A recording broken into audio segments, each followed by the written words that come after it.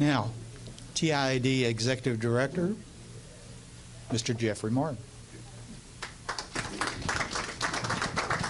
Thanks, sir. I'm not really sure that I need this microphone, and I really like to talk with my hands and land planes all the time when I'm talking, so I may have to put this thing down. I think I can probably reach the back of the room pretty easily. One of the things I want to mention is this is brand new for me. I've never been to Harold's. This is a neat place. Mario and I had a chance to come down here just a little bit early. I always want to kind of get to know the place just a little bit. I love H-Town. I get a chance to come down here, see my guy Byron Riley. We came in a little bit early, and I went up to the bar just because I'd never been here before, and I was waiting to get a drink, and they weren't fully staffed at that particular time, but I was standing there, and I heard somebody say, "Nice tie." And I was like, man, that is weird. I'd never heard that before. I didn't know who was there. And so anyway, a little bit later, a gentleman came by and asked if we wanted something to drink, so I got something for me and Mario, and then he walked off, and again, I heard, "Nice tie." And I was like, that is really weird. I didn't know where that was coming from, but I thought, you know, this is H-Town. Who knows what's going on here? The gentleman finally comes back, and I said, this is weird. I'm standing here, and I keep hearing that something is saying "nice tie." I don't know what that is. And he goes, "Oh, it's the peanuts. They're complimentary." Come on, that's the best I got. That's all I got. All right, I got a plane to catch. I'll see you guys later. No, I'm just kidding. Hey, I want to talk to you real quick. First, Phil doesn't do himself near enough justice. There's two stories I want to tell on Phil real quick. He's one of my all-time best friends, and I will tell you, I'm sorry? There was a heckler back there in the back. That's great. We're going to get you a job here in just a second. Don't worry about it. No, I want to tell two stories on Phil real quick. He's a great guy, and not only is he's one of my absolute best friends, he's one of the best friends of the auto industry too. And there's two things I want to tell about him. One is I was really hammering Phil when he was on the board. John had mentioned he served with them. This was probably 8 years ago. And I said, man, come on, we really want you to serve as president. He had been the legislative chair. He'd been very active. And Phil, when he takes on a job as legislative chair, he doesn't say, give me a call and tell me what bills are coming up so I can come down there and testify on them. He says, send me a list of the bills. I'm going to read up on all of them, and I'll know more than everybody at the Capitol when I get down there, and he will. And so I had asked him about it numerous times, and he finally said, you know what, for where I'm at in my life right now, it's not right for me to be in the position of moving up to be a board member. And typically the way it works, for those of you who don't know, typically you become the treasurer and then the secretary and then the president-elect and the president and then the chairman of the board. So you're really looking at about a 4 to 5 year term.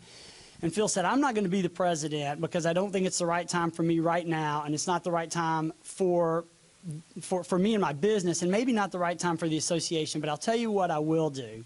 I'm going to introduce you to somebody that I think would make a good board member. And he introduced me to a young lady named Catherine Tolsch, who is now sitting in line to be president. But what he told me is, here's the reason I want to do that. He goes, because this association has to grow. We can't just be a bunch of old white guys sitting on a board. We need to have some diversity out there. We need to be the image of the association, and the association needs to be the image of the industry. And so Phil's the person who said, we've got to have some diversity out there. And I'm going to kind of echo just a little bit about what Mario said earlier about, you know, the face of the legislature and having people here representing you, and how important that is. Those are the kind of things that Phil won't ever talk about, and you don't see that as a president. But in my opinion, one of the times where he stepped back and said, I'm not going to be the president, or I'm not going to be the leader, in my opinion, is when he really stood up and was making himself a leader. So thank you very much. That's something Phil won't tell you.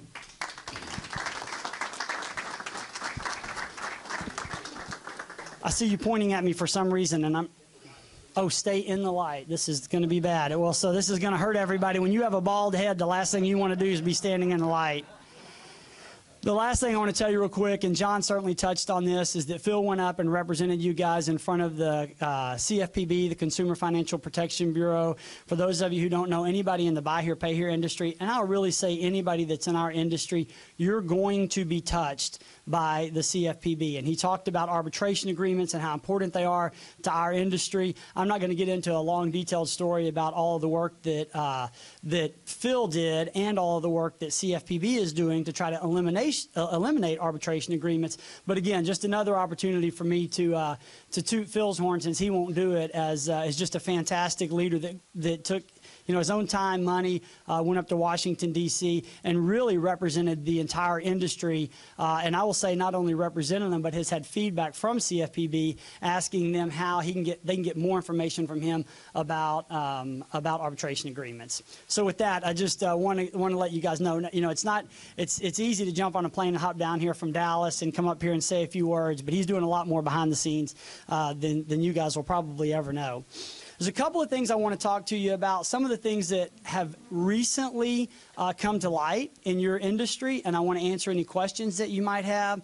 I want to talk to you a little bit about some of the things that are going to be coming up, and then I want to spend just a little bit of time asking you about what some of your concerns are. What are some of your itches? What are some of the things that we need to be talking to, Representative Thompson, when we need to go out and talk to those individuals, they want to hear your voice. And so I want to spend a little bit of time talking to you about some of the things that are your concerns.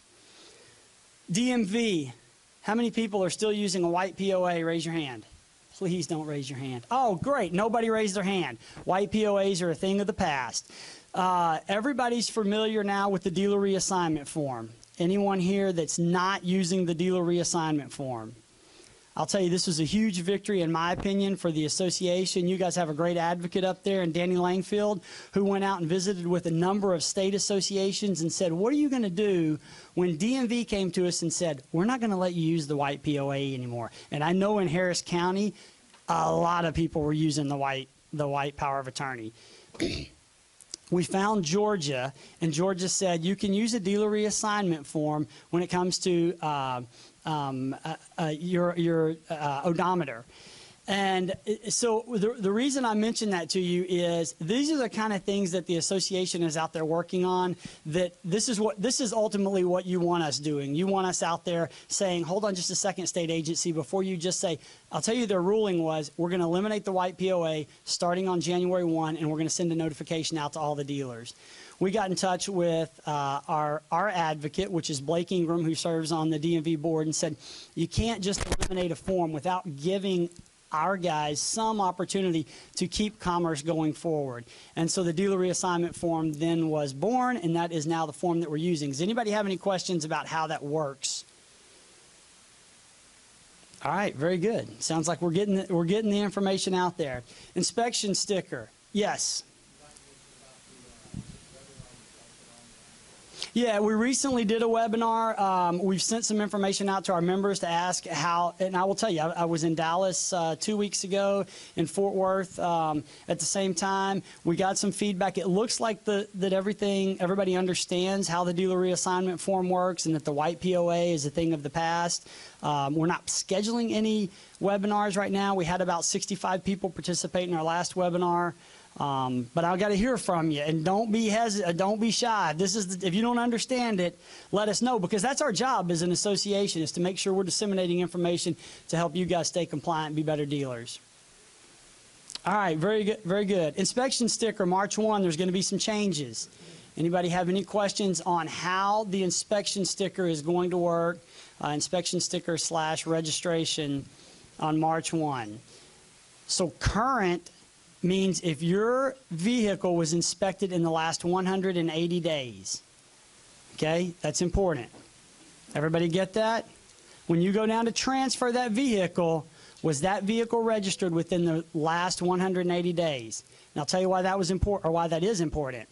When that piece of legislation was introduced, it was 90 days. And we're getting a lot of phone calls at the state office right now. People saying, no, I hear on the radio or on the TV, it's 90 days.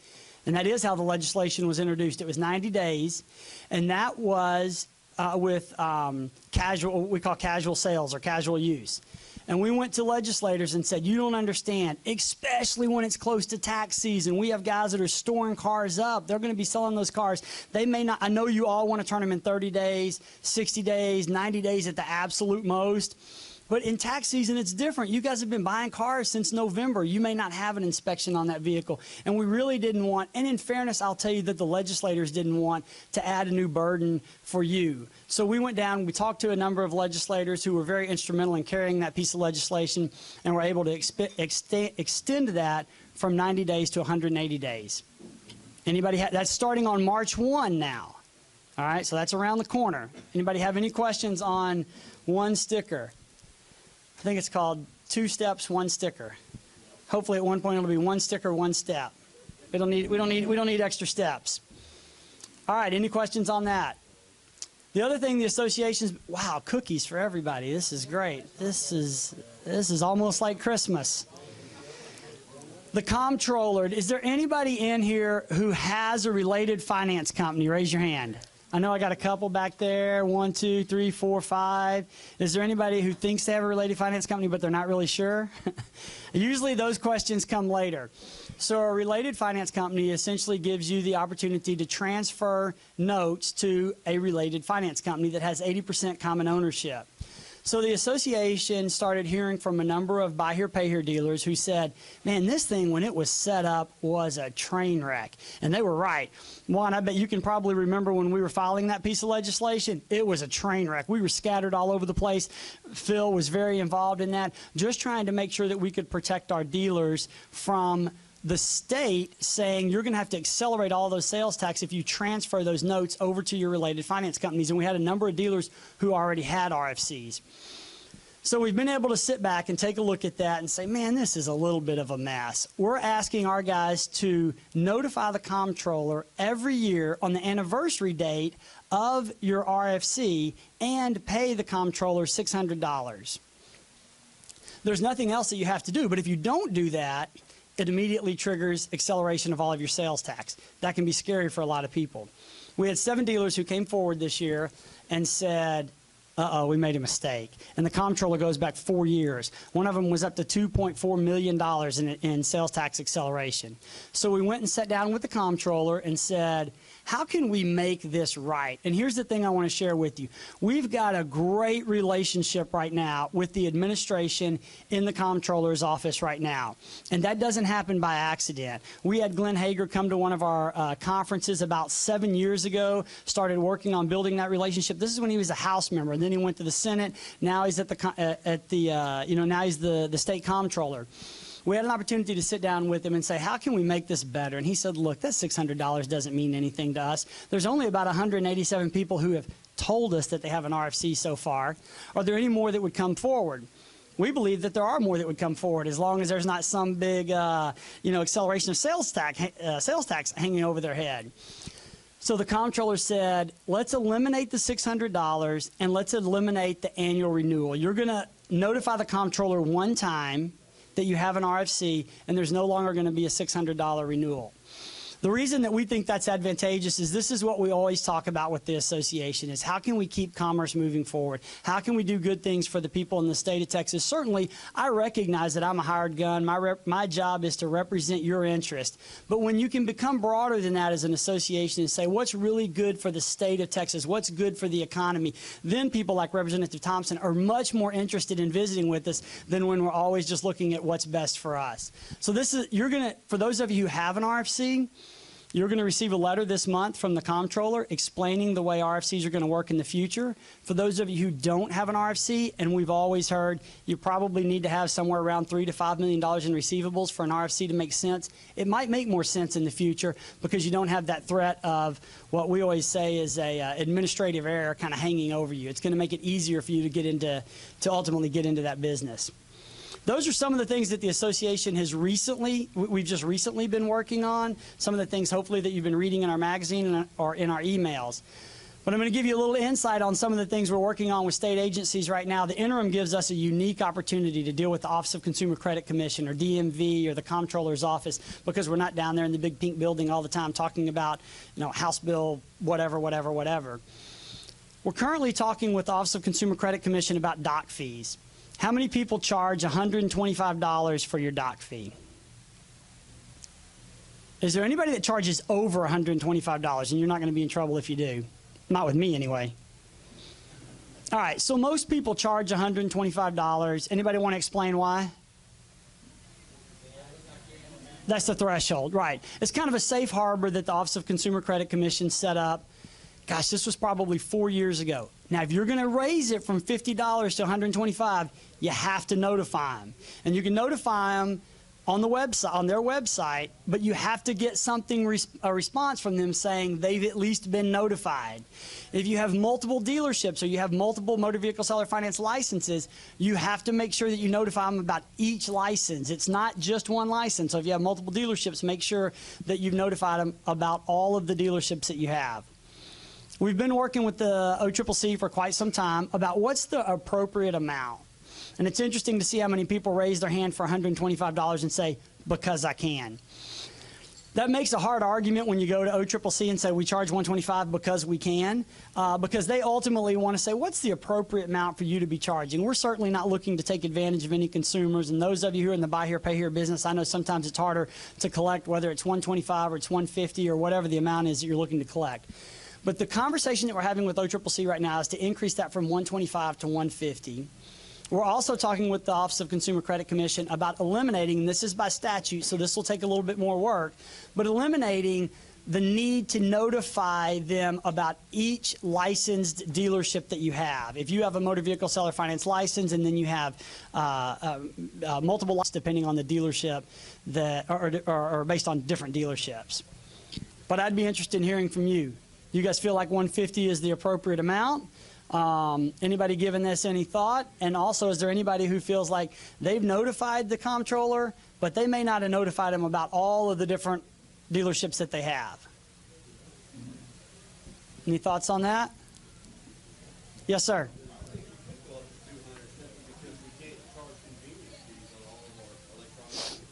Right. Right, and so keep in mind the convenience fee, and one of the things that they're always going to look at, and this is what they're charged by in the legislation that was written, is what does it cost you not to collect?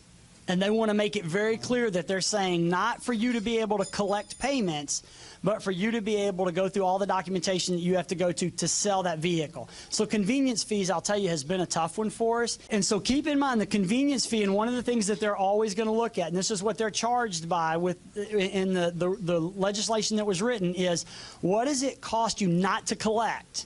And they want to make it very clear that they're saying not for you to be able to collect payments, but for you to be able to go through all the documentation that you have to go to sell that vehicle. So convenience fees, I'll tell you, has been a tough one for us. There obviously are some products that are out there, and I'd be happy to visit with you about it a little bit after this, that may be able to eliminate some of those convenience fees. But that's a challenge, and that's a challenge that we have. Is this isn't saying, oh my gosh, but I had to send somebody down the road to get some gasoline because we sold a car.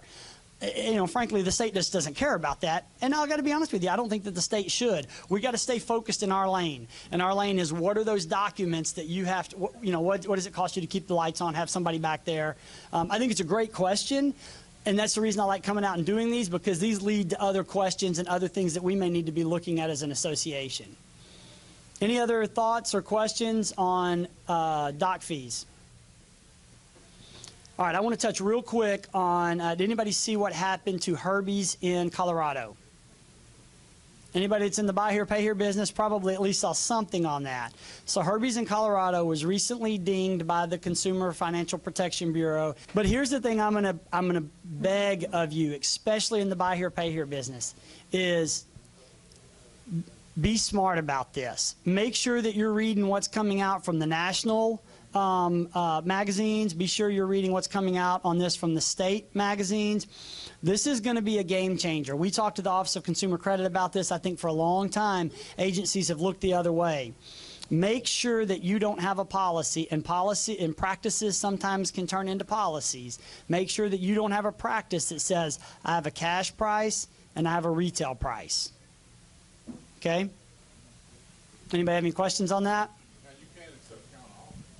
Yeah, you absolutely can. You can negotiate. Nobody is saying that you can't negotiate. What you can't do is to say, I'll sell that car for you. I'll finance it for you at this price, but if you'll pay me cash, I'll take this price. Okay? All right, here's the last thing I want to talk to you about real quick. We haven't had, yes, sir. Well, so you're going to go through a process beforehand to make sure that they qualify for financing, correct? And so I think on the front end, you got to make sure you do your work. Make sure that that's what that individual's interested in. Don't get trapped into a situation where you go all the way to the very end and you go, all right, we've got you qualified for financing. We're about to sell you this car. And they go, how about if you sold it to me for cash? Then what?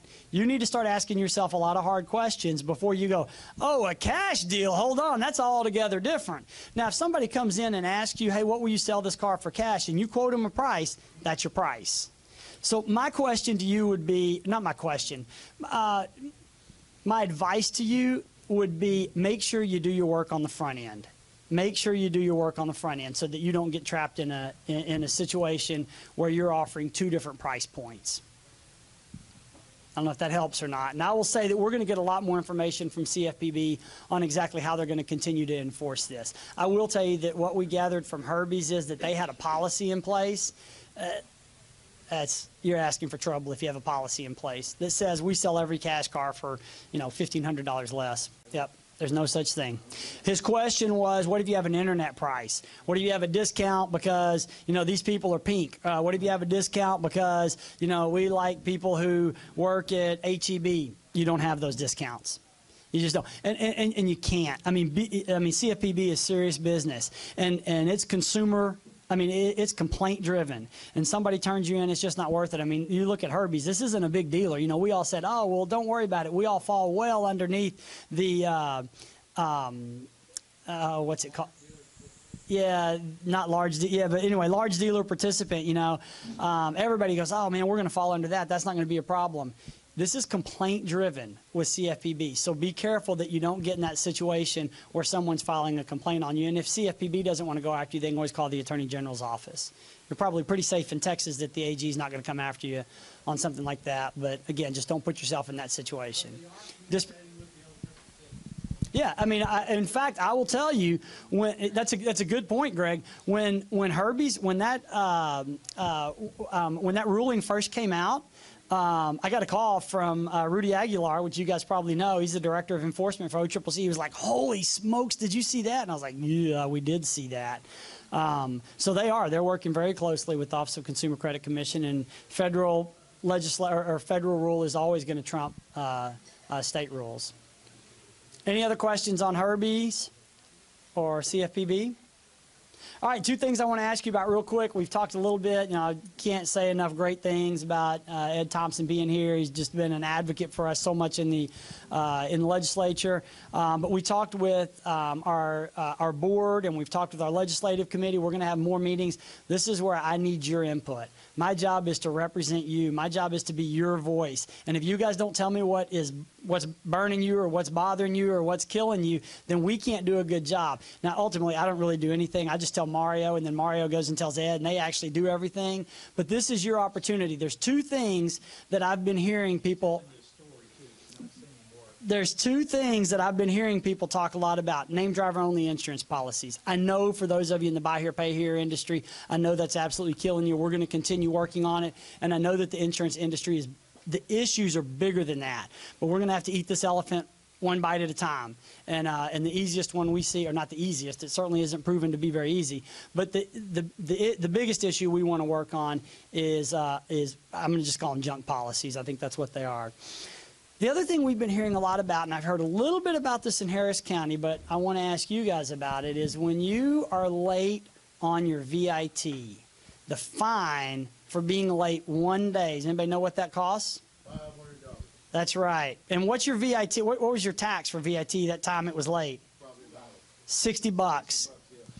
The crime doesn't fit the punishment. The punishment doesn't fit the crime. I'm sorry.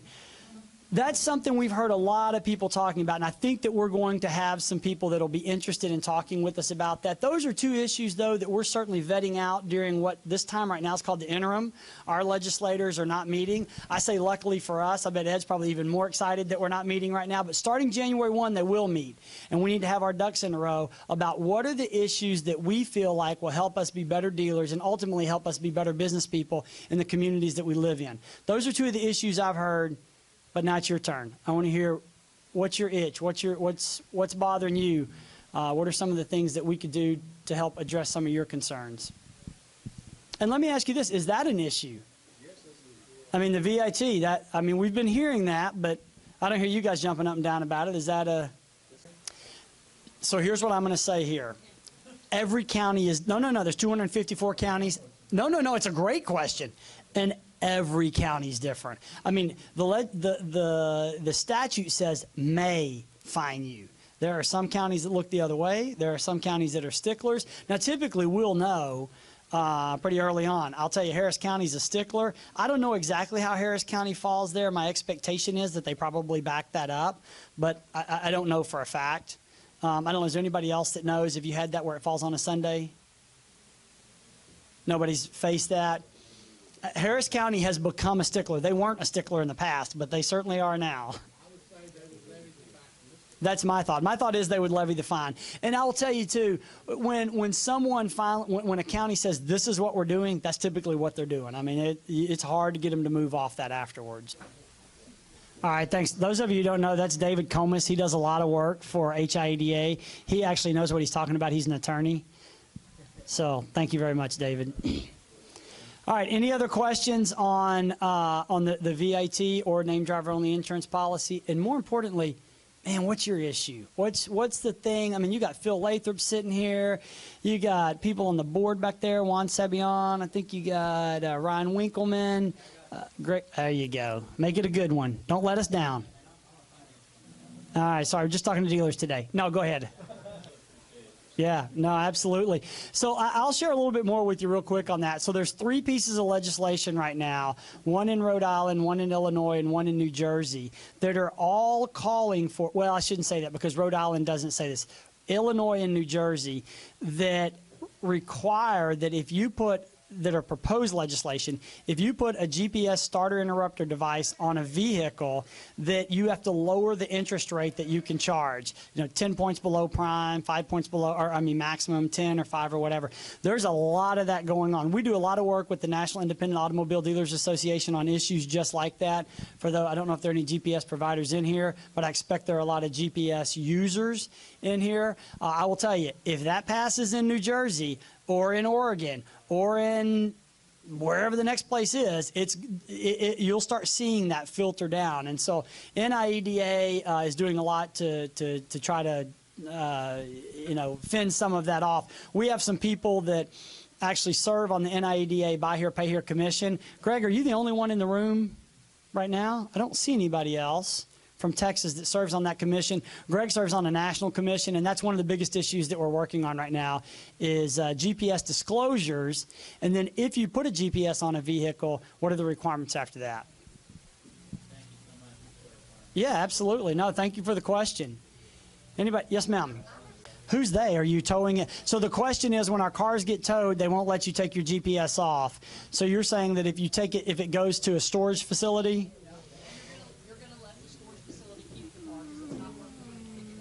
yeah. They will not let you go get your GPS, so then you lose all these GPSs all over the place.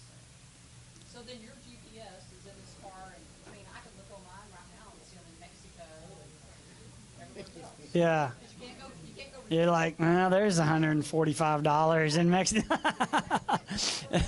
Yeah. No, it's a good question, Vicki. So her question, and I don't know the answer to it, but I think it's something we can jot down, is I put a GPS unit on a vehicle. That vehicle gets impounded. I decide to let the car go, but I want to go get the GPS unit back. And you're not able to get that GPS unit back, even though you feel like you're the rightful owner, and it's a different piece of property, even though, I mean, we could argue about that with wheels and whatever the case may be. I think it's a good question. I don't know. We'll have to look into that. That's a good question. Anybody have anything else like that, similar to that? Yeah, absolutely. Yeah, we can certainly do that. Let me end real quick by obviously thanking Representative Thompson, just a great, great guy. And I also want to emphasize, again, you've got board members that live in your community that are unbelievably active in this environment. Greg Zach, Ryan Winkleman, Juan Sebion. Obviously, Phil doesn't live here, but when you've got people like that coming out and representing you, those people are the voice of your industry. Make sure you reach out to them. Don't ever hesitate to call me if there's something that you feel like I can help you with. We're not an association without you guys. Thank you so much for being here, and thank you for having us.